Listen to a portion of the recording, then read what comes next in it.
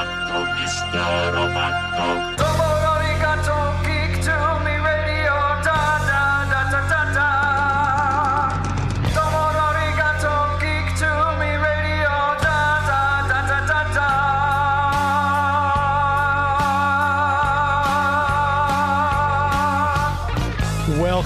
Welcome, geeks and nerds, girls and boys, to a brand new episode of Geek to Me Radio. Tonight, we're celebrating the life of Arleen Sorkin. My guests are Diane Pershing, the voice of Poison Ivy. We have directors Dan Riba and Kevin Altieri with us.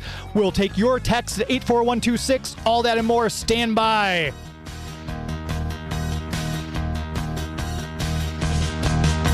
We're talking TV, comics and movies, and video games. And if you don't know Star Trek from Star Wars, we'll try to explain. There are 12 doctors for Hogwarts houses, one ring rules them all. To be the greatest Pokemon master, you must catch them all. You must catch them all. Try to catch them all. Gotta catch them all. Gotta catch them all. And if you're driving around the greater St. Louis area tonight, listening to us on the Big 550 KTRS, hello to all of you. Thank you very much for tuning in. If you're streaming us on YouTube and on Facebook, hello to all of you there. We appreciate you watching. Of course, if you're streaming us on the KTRS app or on the website there, we thank you for finding us there. And of course, as always, if you're hearing us after the fact in the podcast form, we appreciate you subscribing and listening there each and every week. Hopefully you've enjoyed what you've heard so far and you'll stick with us. This is our 375th episode. And I know Dan and Diane have been on the show before. This is my first time welcoming Kevin Altieri to the program, but I'm so excited to have all three of these great talents on to celebrate the life of the brilliant Arleen Sorkin. Thank you all for being on Geek to Me Radio tonight. You're welcome. Glad to be here. Yeah, absolutely. And I know we talked to Diane on the phone briefly. She's on the East Coast, so she's an hour ahead of us even here in St. Louis. So we're going to have the focus for the first half hour kind of favor Diane because we want to get her off because she's staying up past her bedtime for this, and I so much appreciate that.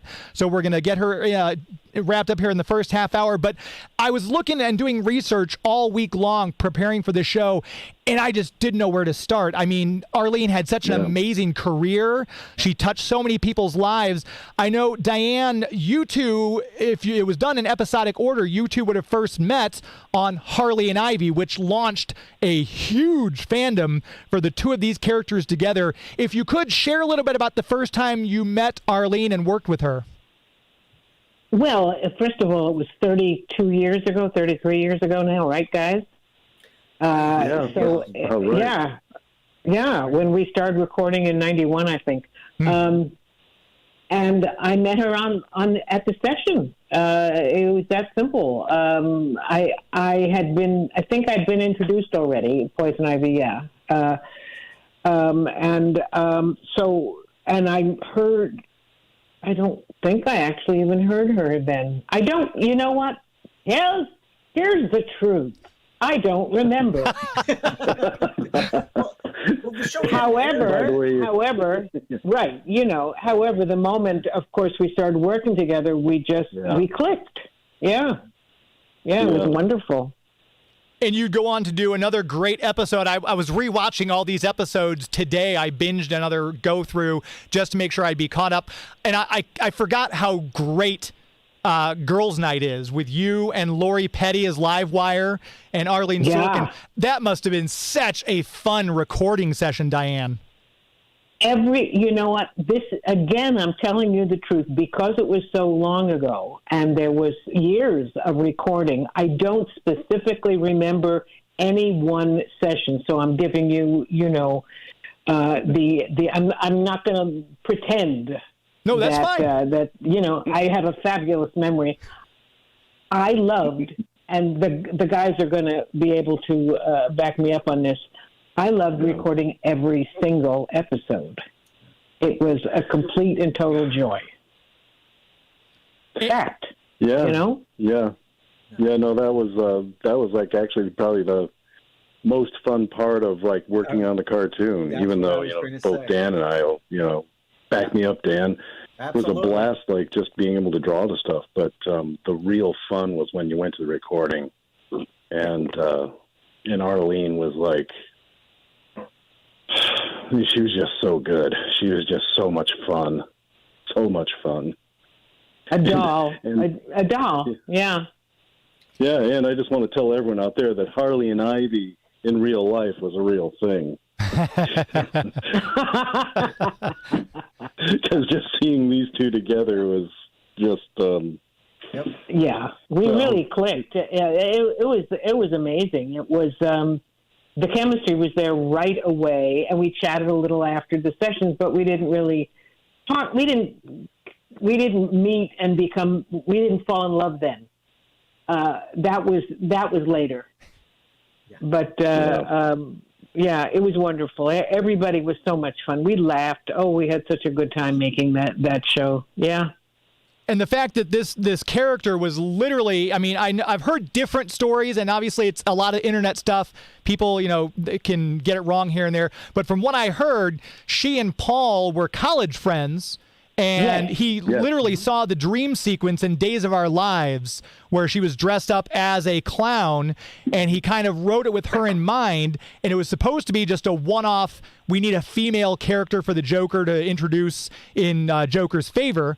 And Mark Hamill tweeted out on Arleen's birthday several years ago, and I had the tweet that I posted that he said, once we heard her voice, Mark said he hit the floor. Mark could not believe it. He's like, she was brilliant. Absolutely. I thought she was doing, this is going to age me, but I thought she was doing a really good Judy Holliday. Yes. Does anybody know what I'm talking about? Absolutely. Oh, dear God. Born yesterday. I do. That's okay. Oh, well, good. Judy Holliday talk like that. You know, that's what she did. And I thought, this woman really knows how to do her. Isn't that fabulous? Not knowing that that's how she talked. That's how she talked, you know?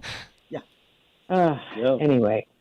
Yeah. I'll just want to interject one thing. It's like how I'm sitting in my office one day this is long before Harley ever showed up, you know, and Paul Dini actually comes into my office one day and he goes and says, you know what? You remember back in the 60s, Cesar Romero was the Joker. Remember that? There's always a moll in the gang. Yeah. There's always a gal there. Yeah, I think the Joker needs a girlfriend. And then he walks out, and it's like, next thing you know, there we Harley are. is born. Yeah, and it was, and absolutely, it's like, you know, from back then, there would be no Harley Quinn if there was not an Arleen Sorkin. Exactly. Absolutely. You know, She embodied she was the inspired inspiration. Sorry. No, she inspired the creation. You know, it was her. I'm having trouble hearing that voice. Let me see if I can pot Dan up a little hotter here. Oh no. Okay. Okay. Is that better, Dan? I think so. I can hear myself. Yeah, I can hear you. Okay, good. No, what I was saying is that the two are intertwined. She really was Harley, and there wouldn't be a Harley without her. Exactly. Yeah, there would be no Harley without her. And when you think of how important the character is to, I mean, she fairly new character in the grand scheme of things when you really think about the age of the comic book heroes and villains. I mean, Batman's coming up on his 80th birthday. We've got all these other characters. Clayface was, I think, first invented in the 60s, but Harley's from the 90s, and she's so popular. You can't go to a Comic-Con. And Diane, I last saw Diane at Terrificon, and I know we saw several Harley Quinn cosplayers there. Yeah. Yeah, no, she's hugely popular, and it is all because of, well, Paul created it, but and you know, we don't minimize the creativity, do we? Sure. But Arleen was just she was sensational in the role, absolutely, and as you know, everybody knows by now, I hope, she was a sensational human being. Absolutely. And I was thinking back to those times on Days of Our Lives, because my grandmother moved in with me shortly after my grandfather and my father passed within a year of each other. So my grandmother moved in with my mother and I, and my grandmother always had to watch her stories. So I'd sit there, come home from school, and I'd watch Days of Our Lives, and the chemistry that Arleen had with John de Lancie on that show is just unbelievable. I mean, that's something that I think she just, everything I've seen her in, she has that... I don't know what to call it, a certain je ne sais quoi, for lack of a better word, but she had this magnetism that other actors I've talked to loved working with her. Oh, yeah. Yeah. Oh, yeah. Absolutely. Yeah. Yeah. No, and Arleen was just, the humor that's there. I mean, yes, the scripts are written, but Arleen's spontaneity, like just on the spot, was spectacular. She knew exactly the correct inflection. Mm-hmm.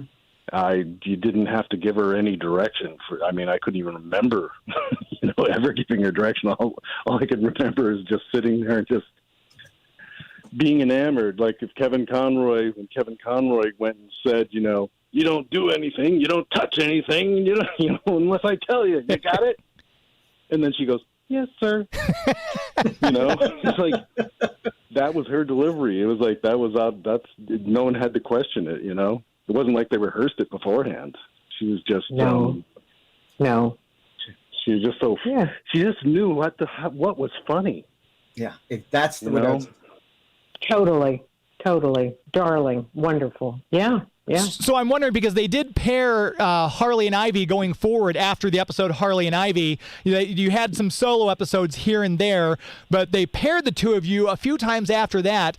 And I don't know what it was about the chemistry of that character, but now we've got the Harley Quinn series on HBO Max where they're a fixture. Harley and Ivy are the main characters, like Laverne and Shirley. I mean, it's synonymous with each other.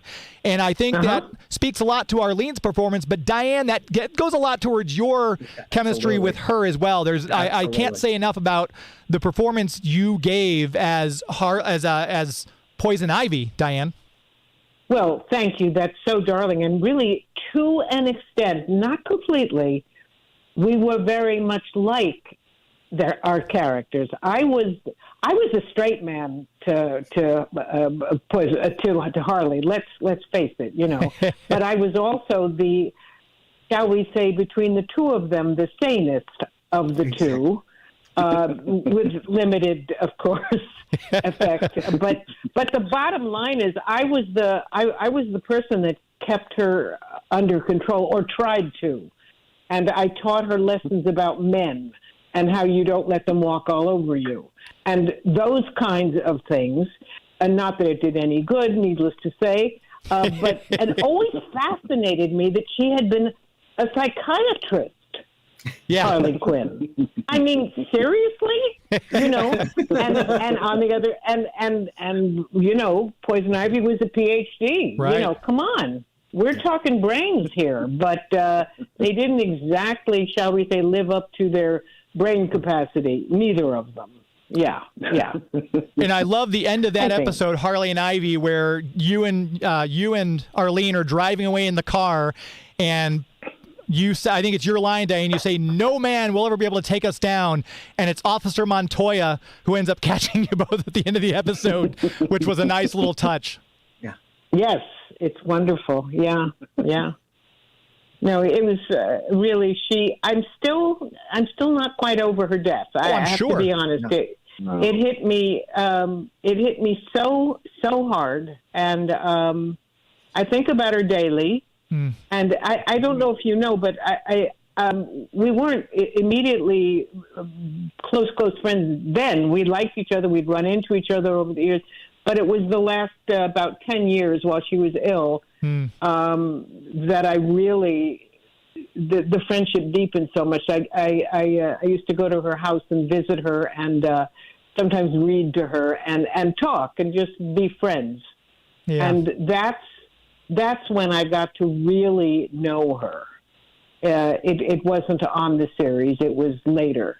But that's so lovely that you had that time, however long it was later, to have that friendship, and I'm sure she cherished it just as much as you did. Well, it was incredibly special. She was an amazing woman. what could she do for you? That's all she wanted to know. You know, what do you need? I'll make a phone call for you. You know, always doing work. Oh, amazing. I mean, the stories that she would tell me was astonishing. And I would regale her with stories of going to the Comic-Cons and all of the people that missed her and wished she could be there. And I always sent her the very best pictures of the cosplayers who were doing her character. I mean, there were some fabulous cosplayers. No, those cosplayers really put such work into it. Like I've seen a girl, I think it was at Planet Comic-Con in Kansas City. I don't know how she was carrying the mallet that she had with her. It was twice the size of she was. But there's that episode also in Girls Night where Harley's dragging the mallet behind her, trying to bust open the cash machine and everything else. Right. So it's quite in character. But yeah, it was so sad. And she's one of the people I never had the chance to meet. I met Kevin so many times, and obviously I've seen you, Diane, several times now. I've met both Dan and Kevin in person. But she's one of those people I never got the chance to meet, which it's so sad that 67 is way too young for anybody to pass. Yeah. But that's such a heartbreaking we lost Kevin just the year before, and it's just so sad to think about it. And that's why I'm so appreciative of the three of you taking your time on a Sunday night to come on the show and share your reminiscences and your memories of her. So I do appreciate that very much. Oh, it's wonderful. Yeah, Kevin, what? Yeah, no, I was just going to say that amongst fans, I was perhaps the very first Harley Quinn fan. She was absolutely my favorite character. After Paul created her, and I was like, he would tell me, he would come into the office and say the next adventure. And I never met Arleen up for episodes because I wouldn't be assigned the show until Harlequinade.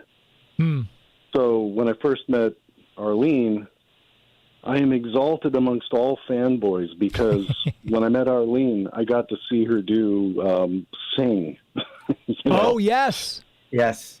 And they will be sweethearts again. And I'm like, I just fell in love with her. It's like, as I was doing my research, I thought, sure, those lyrics, I'm like, well, I wonder if Shirley Walker helped write the music for that. If that's an original song, I come to find out. And I love the fact that the composer was Earl Brent, who was born right here in St. Louis in 1914. So that made me so happy to know there's that little tiny connection. But the fact that it's a real song floored me. Yeah, no, I mean, God, again. I can't even say how fortunate I am because, just memories just keep coming back. And I got to sit there and watch Mark Hamill and Kevin Conroy with Arleen Sorkin. Yeah. And Arleen, in that particular episode, Arleen was forefront. It was her, it was like Harley's, almost like her solo adventure, And, and that, I mean, just that, and she sang that nutty song in the middle, and she was so good.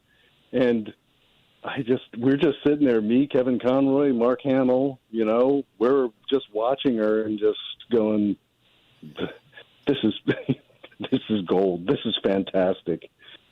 Yeah, I know Kevin had said before of Mark that, Kevin Conroy had said that, he'd be doing his lines, he'd look over and he'd have to stop and he'd start laughing because Mark Hamill is just looking at him with his hands on his chin on his hands, fanboying out.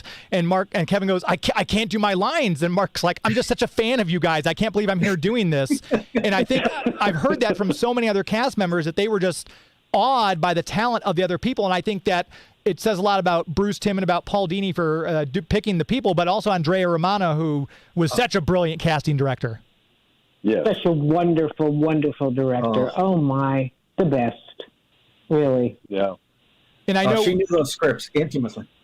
Yeah. That's. I know, Diane, you've mentioned that you've told the story before for me a couple times about how she helped you find the voice of Poison Ivy, which I love that story. But I think that she just brings out those performances in people. And I've talked to people from Batman. I've talked to people all the way forward from Voltron Legendary Defender who say that I've never heard anyone utter a bad word about Andrea. No, there is no bad words to utter about Andrea. It's that simple. And the fact that she said to me, "Do you want to audition for this?" on the spot that day, when they didn't have the woman that they had cast. Apparently, they had decided not to use. And on that day, they were going to record that first episode, Pretty Poison. And I was playing a minor role, and she asked if I wanted to audition, and I said, "Sure." Because you always say sure when they ask you, and you know, and there it was, and I had the voice. I mean, I had the voice. I mean, I knew exactly what to do with her the minute I looked at the script and the picture of the character. My God, you know. So anyway, yeah. What did I call her? Tinkerbell with hormones. That's right. Something like that. Yeah. And it was. It really was. Oh, what a joy! Yes, and she would. Andrea would. Well, all of us. She would get the very best performance out of us that we had to give, and there were so many talented people on that show. It was a joy. Yeah, and I like I said, I cannot understate enough, or I could not overstate. I always get my over and under confused. The chemistry that the two of you shared on those Harley and Ivy episodes are the reason we're now seeing, you know, shows dedicated on HBO Max to these characters. We're seeing, you know, comic book spin-offs like Gotham Girls and comic book spin-offs of the two of them together. And like I said, had it not been for Diane Pershing and Arleen Sorkin, I don't think we would have had that phenomenon today. Wow. Oh, Thank you. nope. Woo. Yeah, definitely not. You're absolutely right there. Absolutely. It's Absolutely. like, it wouldn't exist.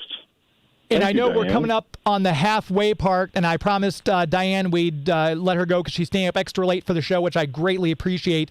Do you have any other? I just not to put you on the spot, Diane, but is there any special memory, or if you have a most fond recollection of either working with her or a time that you guys went out to lunch and something zany happened? Anything else a story you'd like to leave us with about Arleen?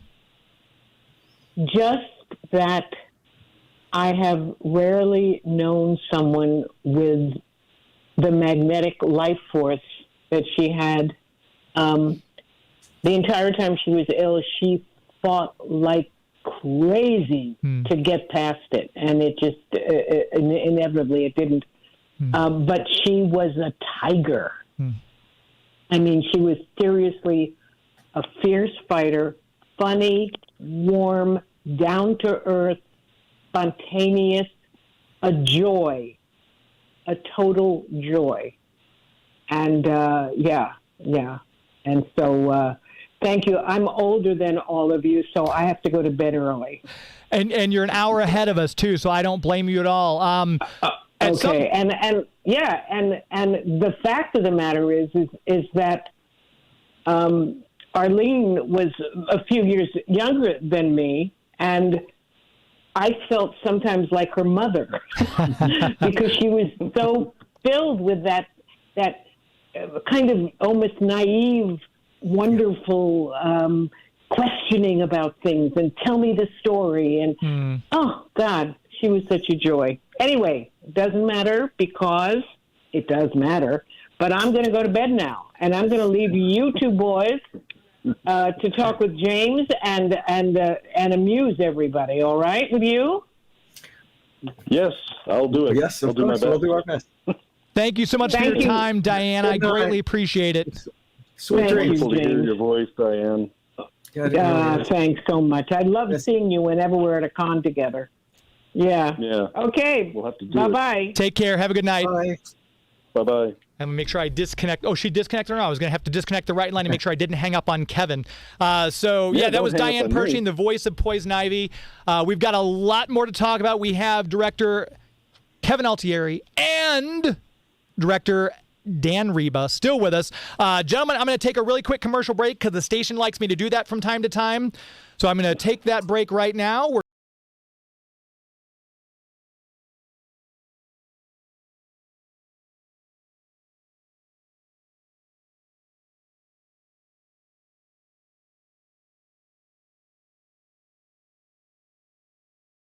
with power.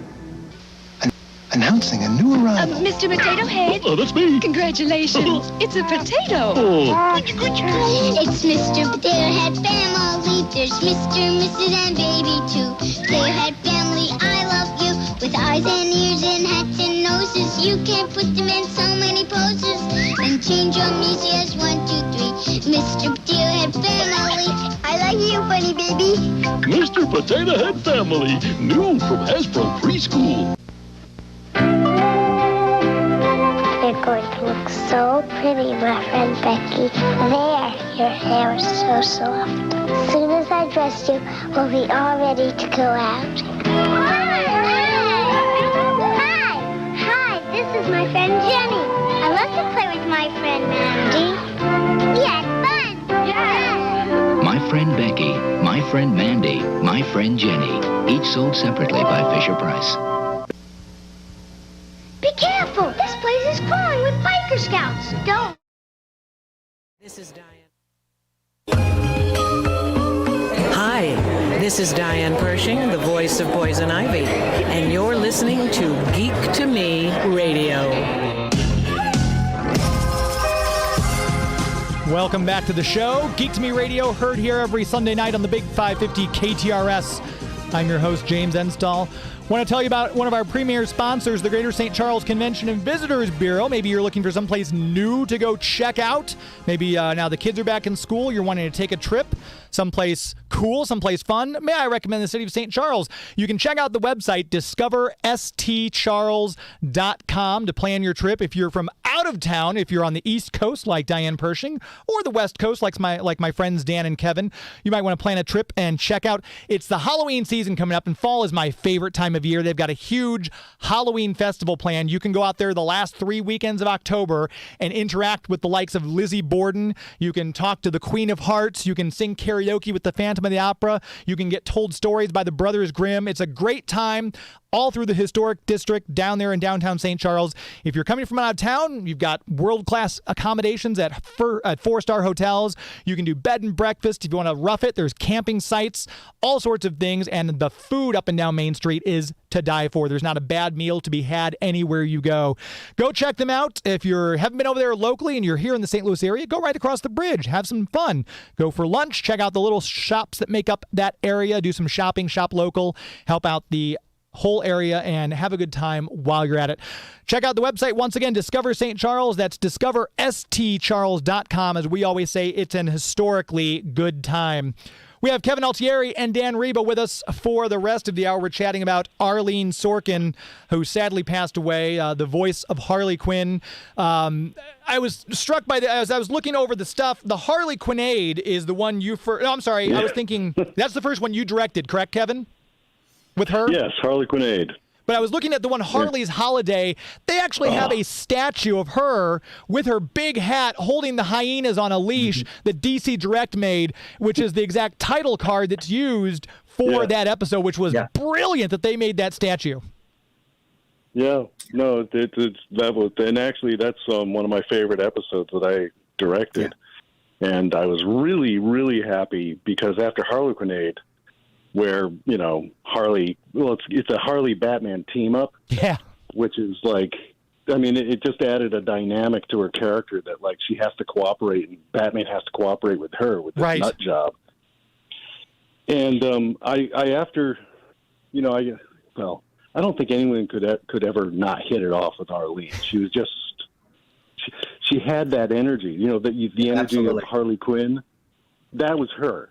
That was just how she was doing stand-up or whatever, you know, whatever character she was doing.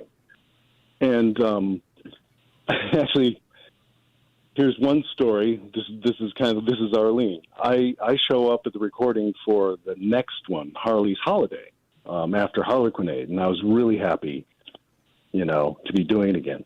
Mark Hamill wasn't there, but Arleen showing up, and of course I got Dick Miller, you know, who's there, you know, again. And so it's like, oh, I'm really happy about it. Anyway, Arleen comes running in and says, ooh, I got to tell you something. She comes up to me and says, I was just the speaker for the Girl Scouts of America. And I'm like, what? really? Wow. It's like, wow. Because, she said, yeah, I took this job, they wanted me to speak to all these little girls. And here I am, I'm saying, oh, this is wonderful. I'm a voice actress, and they just want to know about, voice actresses and business and stuff like that. And then she goes, no, they went and said, no, because we think that Harley Quinn is a really positive role model for little girls.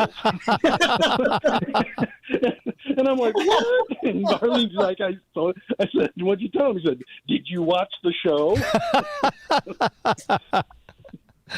Yeah, it's interesting to think about, and again, I don't want to get too deep down a rabbit hole here, but so many people have now, they're armchair psychologists. They're pointing this out, 20 years after the fact of how, it's a toxic relationship and you shouldn't hold her up but she got out of the relationship, I think, is the point. Yeah. And I think people read a little too much in, or people choose things to be upset about sometimes that, I don't know, but yeah, I think it's fascinating, not only Arleen's performance, but the trajectory the character took over the past 3 decades as well. Yeah. No, exactly. they kind of it started with, it's almost like a trilogy, I don't know. But it started with Harlequinade, where she kind of sees the Joker for what he really is. He's going to blow up the city, and there's that great sequence with Mark Hamill as the Joker, where when Harley comes out, hi, Puddin', you miss me? And it's like he's going to blow up the city. And it's like, Harley? It's like, and she's oblivious for the longest time until Robin mentions her babies, And then she starts trying to remember all the people in Arkham who are going to die. What about Lizard Face? And, the mud guy. She can't remember anyone's name. Puppet Head. Puppet Head and Hat Guy. Hat Guy, that's right. I'm curious, because she's such a gifted performer, and I know, same with Mark Hamill, how they would throw stuff out, and either one of you can speak to this. Was it strictly scripted, or were there times when they'd ad-lib a little thing, and some of that stuff would actually make it in? Oh, they would ad-lib, right, Dan? Absolutely. I mean, I don't know how much dialogue, but there was stuff that, they just brought to it. Yeah, no, I mean, there's like ad libs, like, where the Joker's, firing a machine gun, twin loose machine guns from a biplane at the atom bomb. It's like, that bomb's gonna go off even if I go with it. And then Arlene's line, where she goes and shoots that stupid little Joker puppet thing, and it bonks him on the head, where she goes and says, try this one on, Puddin', It's just like the hard pudding, Yes. Like, that's Arleen. Hard Pudding, that's my band name, actually. That's funny. I should mention, I've been neglecting the chats. We've got Chance Bartel from Atlanta checking in. Zachary Nathanson says, hey, everybody. And Ian Thomas Harden says he just told his mom that Calliope from Days of Our Lives has passed away. I mean, that's one of the things. I never got to meet Harley, but I interviewed John de Lancie at a con in Richmond, and I had set up the interview, and his handler said, if he's a little cranky, don't be upset. Evidently a friend of his is fairly sick. And I found out afterwards that it was Arleen. I know she'd been wrestling with health issues, but the fact that John de Lancie, who worked with her, again, right, 84 to 90, I think she was on Days of Our Lives with him, and that he was still so close with her, and he was so upset that she was having health issues. Again, that just speaks to Arleen's character, that she would maintain all these friendships, and it wasn't just one of those Hollywood, hey, we did this show together. It sounds like everything Diane said too, that she just has a way of drawing people to her. Oh, she was luminous. Well, yeah, I mean, she did. I mean, she definitely did. It's like, I didn't really meet her. I met her a couple of times just briefly, and then when we worked together on Harlequinade, it's like it felt like she was my pal, She made you feel that way. And then the next time I saw her for Harley's Holiday, she was, she comes running up to me. I got to tell you something, It's Dan, like you're in. If I'm not mistaken, Dan, you only got to work with her on Joker's Millions. Am I correct? No. You got Trial. Trial. That's right. She was in that. Yes. The Creeper. the Holiday Nights episode. Holiday, okay, I forgot. But yeah, Holiday Nights, I watch that every Christmas. I forgot. Yeah, that's because that starts out another one with her and Ivy going shopping with Bruce Wayne's credit cards. Exactly. But so that's, I mean, the fact that you both got to spend that much time with her and everything like that, I would only imagine that, because I think it was Tim Daly said Andrea would not suffer fools. So Andrea only brought in people who were good to work with. So I can assume that only made both of your jobs that much easier. Oh, again, I'll say it again. Amongst fanboys, I am exalted that it's like looking back and I'm like, how lucky am I? You know, I'm sitting there. All I got to do is sit there and take notes and watch, you know, the actors in the booth. And then it's like, and just one of the most joyous things to ever see is like Mark Hamill. I got to see the Joker and Harley acting to each other. And it was just, well, I mean, the chemistry ain't even the word for it. I don't even know. And then Kevin Conroy, it's like, and just like, especially Harley's Holiday and Harlequin, well, even Harlequinade, it's like just the stuff, well, I mean, where it's like, where Kevin Conroy plays Batman is such a curmudgeonous, you know, straight guy. He's so, you know, he's so mean to her, you know, because he absolutely needs her, and she's just Harley, and it's like he's sitting there, they're driving, and he's talking to Robin, and then he signs off, and it's like, I'm going to listen to the radio.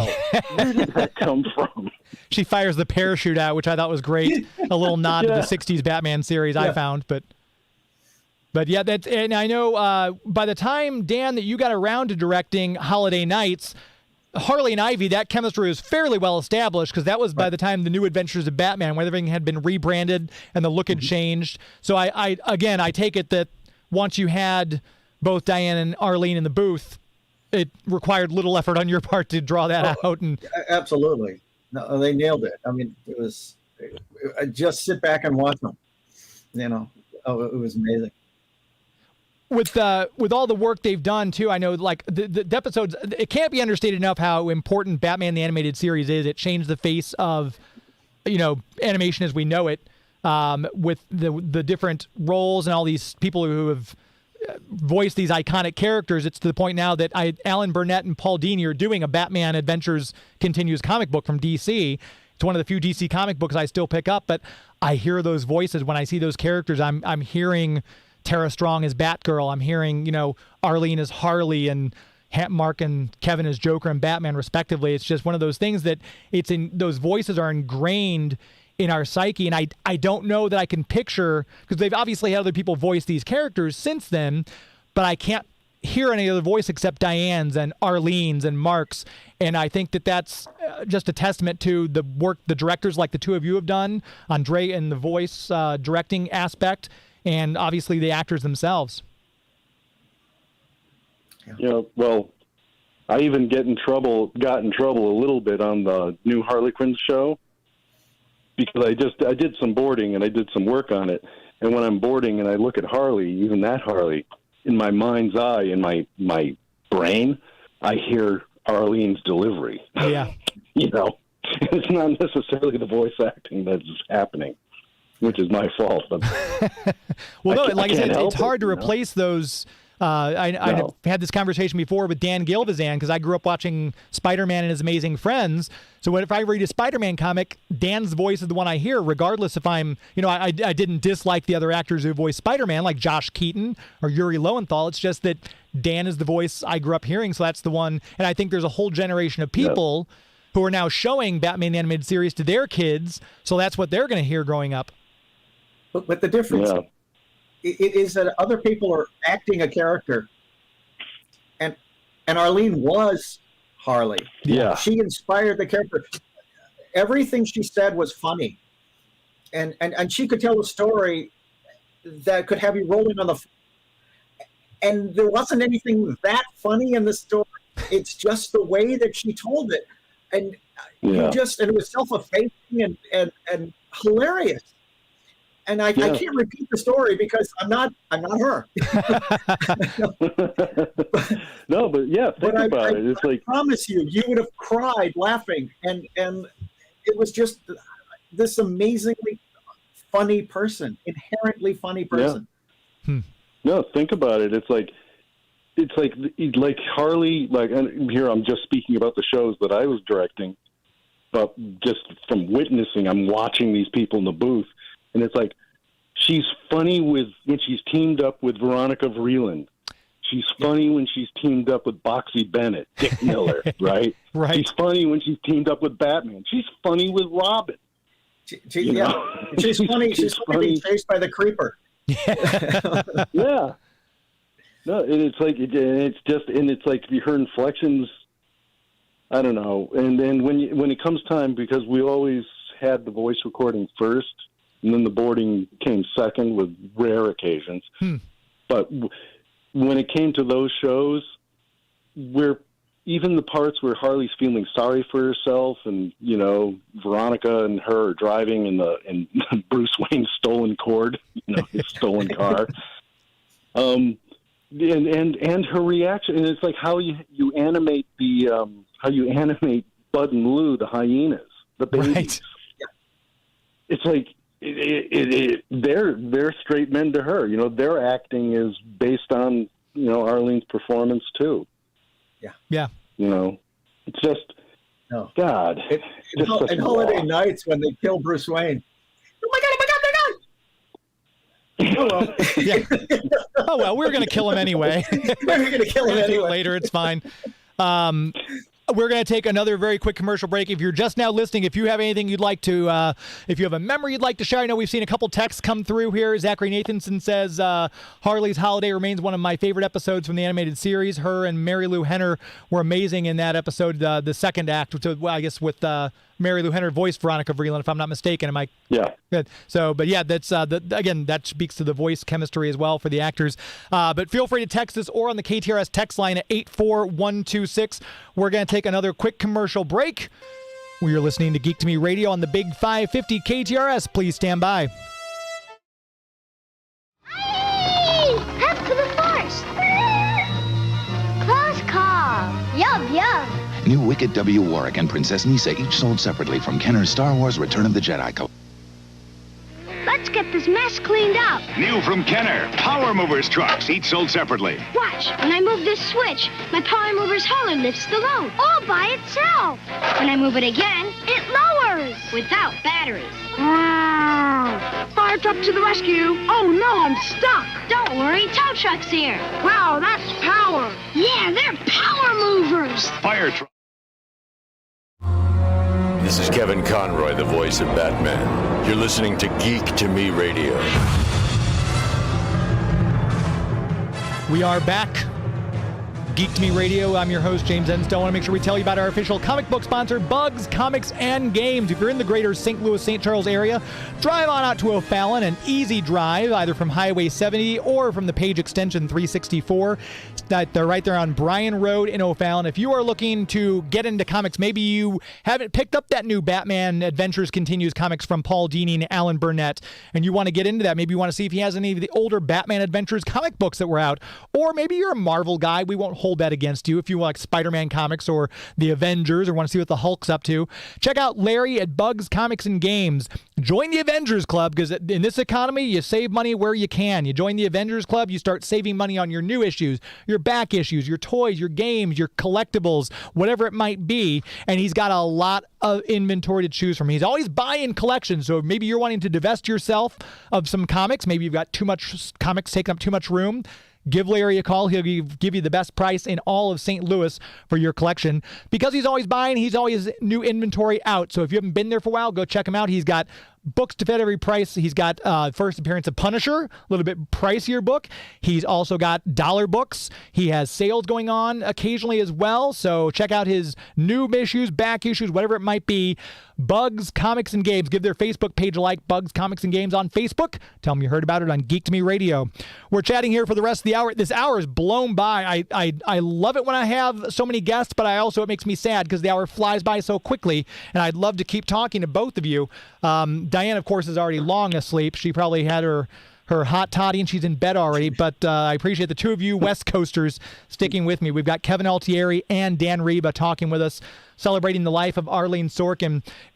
I'm often curious because obviously Andrea Romano did the voice directing and the two of you direct the episode overall. With an animated series, are you just kind of watching, because you said that, like, I know Kevin mentioned the storyboards aren't always there first. What is the how much directing, especially with veteran characters who know their role, how much the two of you really have to, is it a grueling task to do this? We'll start with Dan. Grueling? No. Honestly, with a show like this where everybody's at the top of the game, then that part of the process is fairly easy.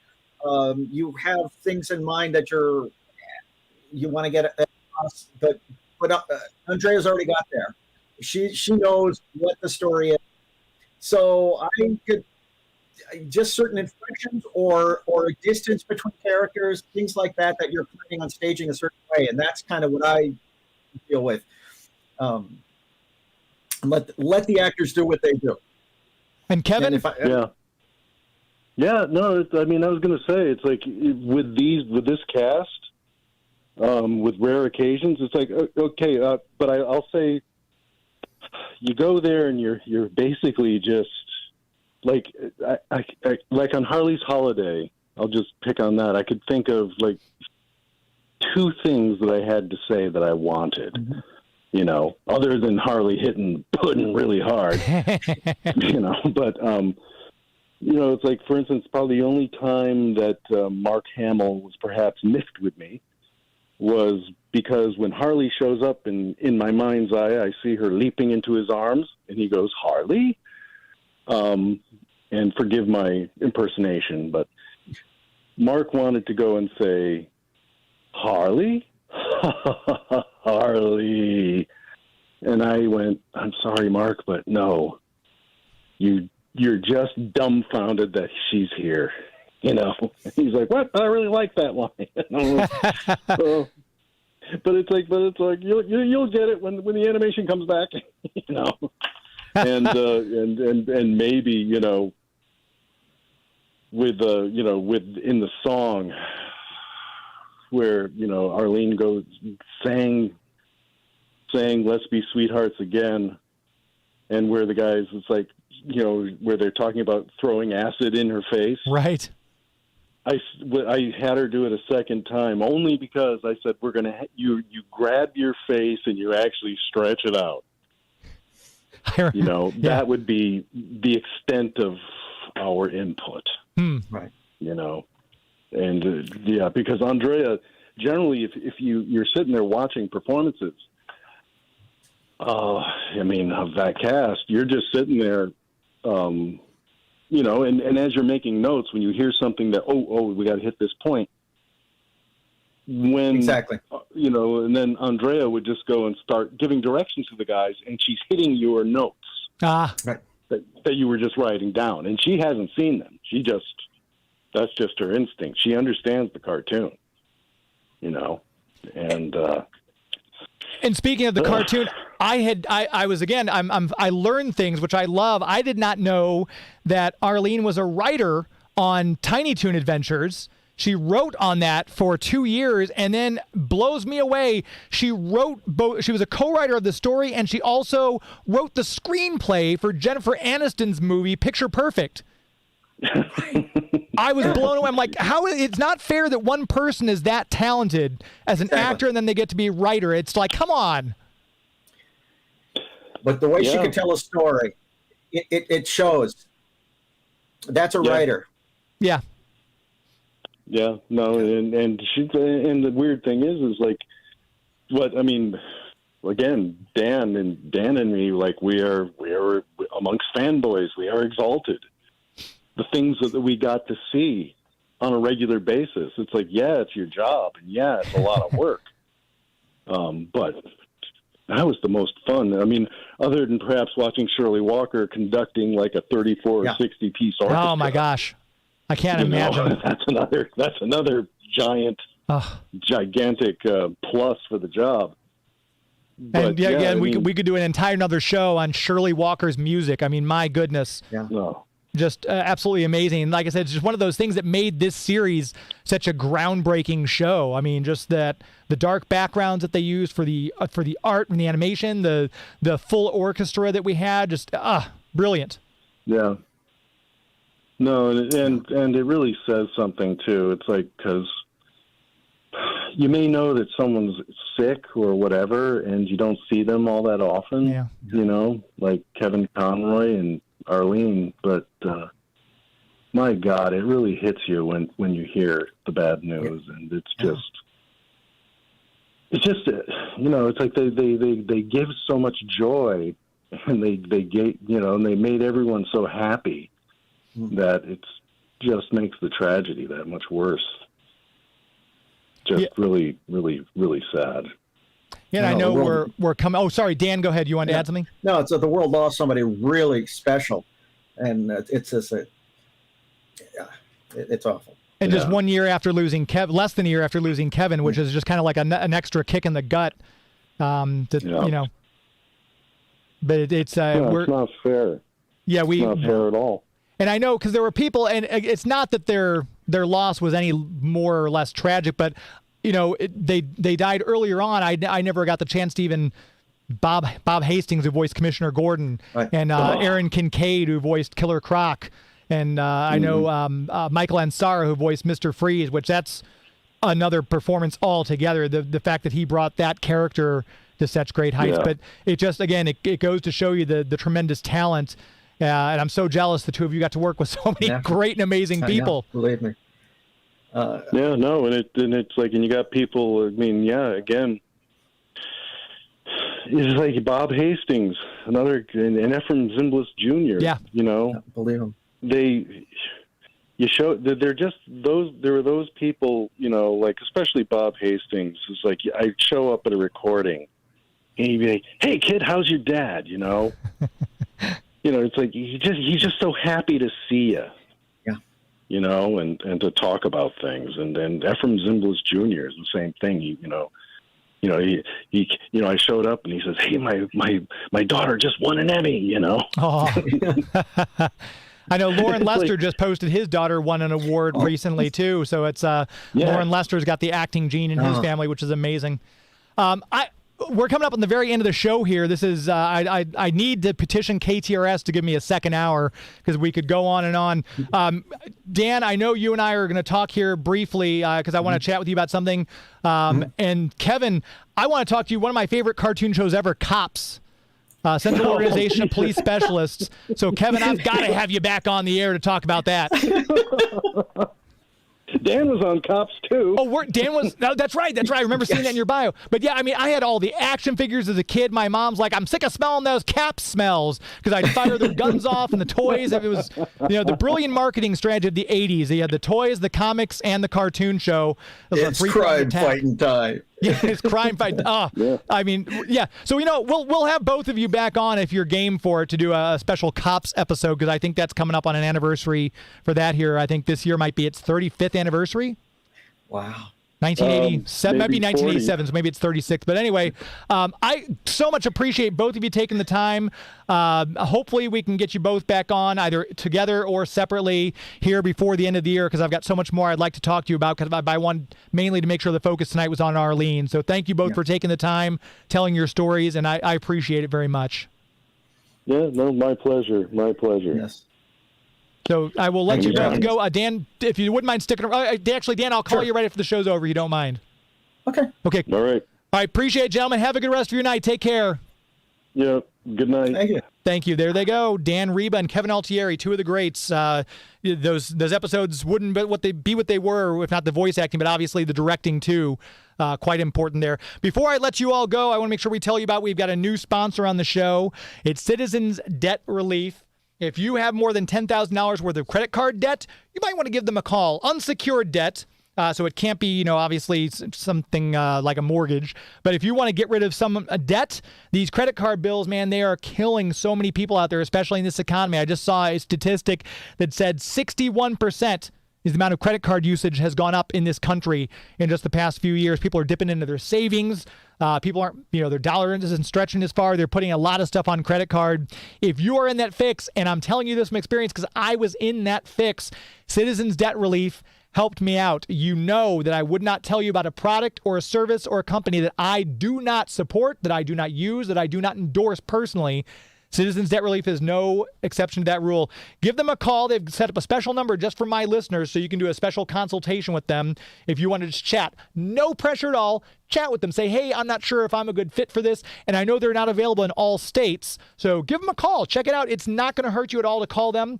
They have a special number set up, 877-811-1339. Now, these people are Trustpilot A+ with them, A+ with the Better Business Bureau. They're completely legitimate. And I know you get those flyers in the mail all the time. People say, oh, we'll give you a loan. We'll get you out of credit card debt. We'll give you $70,000. And it always strikes me as fishy. I always rip those up. I have a friend who works for this company who's the one who turned me on to them. They're the real deal. Citizens Debt Relief can help you out. If you have more than $10,000 worth of unsecured debt, give them a call. Again, this is a special number set just for Geek to Me Radio listeners. So give them a call. Very free consultation, 877-811-1339. Check out the website. Check them out for yourself, citizensdebtrelief.com. Again, limited availability in some states, so check them out. Their average debt, if you think, oh, I've got way too much debt, I'm in over my head, the average person brings them $24,000 or more in credit card debt. They've helped so many people out. They can help you out too, just like they helped me. 877-811-1339.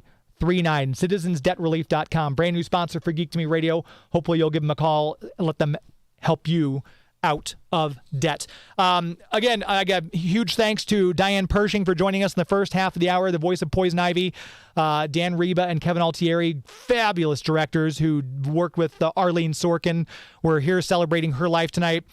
Less than a year after we lost Kevin Conroy, which, man, it's starting to hurt. So hopefully I can have these people on when we're not mourning the loss of a great talent, because it's always like, we like to do fun stuff here on Geek to Me Radio.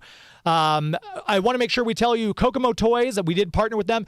We didn't have time for our Kokomo Toys trivia tonight, but we will be bringing that back next Sunday. So if you are listening, it didn't go anywhere. We're going to have trivia again. Your chance to win a fabulous prize pack from our partners at Kokomo Toys in Kokomo, Indiana. This is like, when I die, I want to be cremated and have my ashes scattered at Kokomo Toys. The place is brilliant. If you're a toy collector, you have to go there. It's like just nerdvana. Go check it out. Toys, I mean, they've got 80s toys. They got the die-cast metal 60s toys. They have Funko Pops. They have loose action figures, carded action figures. If you follow them on Instagram, you'll know what I'm talking about, because it's just walls and walls and walls of toys in display cases on racks. It's the greatest thing ever, so you want to make sure you check them out. Kokomo Toys. Follow them on Instagram and on Twitter as well. That's going to do it for our show. My thanks, if I'm grabbing the right camera, I think I am, to Joey V for coming in here. Am I grabbing the wrong one? I'm grabbing the wrong one. The other camera? There's Joey V. Over there. There he is. He just has wisdom teeth out, but he's in the studio helping me nonetheless. Thanks to all of you for listening tonight. Thank you, and until next week, my friends. It's not in the way you watch I zombie. It's not in the way you watch The Flash. It's not in the way you love Scotty Young Art. It's not in the way you play Mario Kart. It's not in the way you look when you make Game of Thrones references. That's a show. This is Geek to Me Radio. Sing along, you know you want to. Come on. That's a show. This is Geek to Me Radio. Thank you, Gotham City. Good night. KTRS